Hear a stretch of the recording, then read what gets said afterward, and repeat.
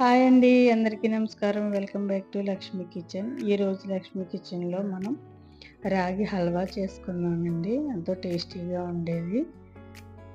ఒక కప్పు రాగి పిండి తీసుకున్నామండి. నేను ఏ కప్పుతో అయితే రాగి పిండి వేస్తున్నానో అదే కప్పుతోటి 2 కప్పుల వాటర్ వేసుకుందాం. ఇలాగ కొంచెం కొంచెం వాటర్ వేసుకుని కలుపుకుందామండి. ఒకసారి వేసేయకుండా.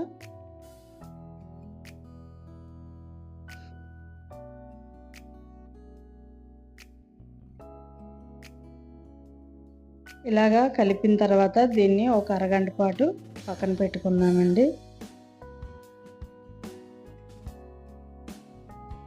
ఒక అరగంట తర్వాత చూడండి, ఇది ఒకసారి కలదిప్పుకుని వడబట్టుకుందామండి. ఇలా వీడియోలో చూపించిన విధంగా వడగట్టుకుందాం.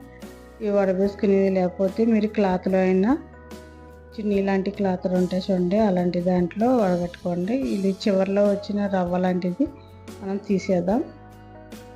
ఇప్పుడు ఇందులోనే మనం ఏ బాక్స్తో అయితే నేను పిండి తీసుకున్నానో అదే బాక్స్తో అరకప్పు బెల్లం వేసుకుంటున్నానండి. అలాగే కొంచెం వాటర్ వేసుకుని అది మొత్తం కరిగిన తర్వాత ఇప్పుడు వేరే పాన్లో వడగట్టుకుంటున్నానండి. ఏమన్నా రాళ్ళు లాంటి ఇసుక లాంటిది ఉంటుంది కదండి, అందుకని.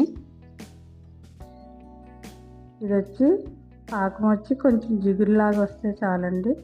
పాకం ముద్ర పాకం అలాంటివి అవసరం లేదు. ఇప్పుడు మనం ముందుగా పక్కన పెట్టుకున్న పిండిని ఇందులో వేసేసి కలుపుతూ ఉండాలి. స్టవ్ అనేది లో ఫ్లేమ్లో పెట్టుకుని కలుపుతూ ఉండాలండి. హై ఫ్లేమ్లో పెట్టుకుంటూ ఉండలు కట్టేసి దగ్గర పడిపోద్ది. అందులో లో ఫ్లేమ్లో పెట్టుకుని కలుపుతూ ఉండాలి. ఇలా దగ్గర పడిన తర్వాత ఒక స్పూను నెయ్యి అనేది వేసుకుందాం.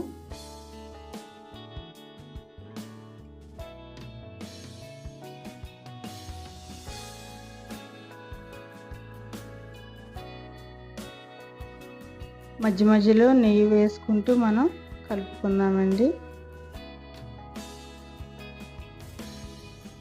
ఇలా కలిపిన తర్వాత మళ్ళీ ఒక స్పూన్ నెయ్యి వేసుకుందాం. ఇలా కలుపుతూ ఉంటే మీకే తెలిసిపోద్దండి ఈ హల్వా అనేది రెడీ అయిపోయింది.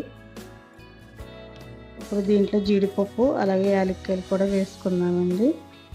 ఒకసారి బాగా కలిపిన తర్వాత మనం సర్వింగ్ బౌల్లో సర్వ్ చేసుకుందాము.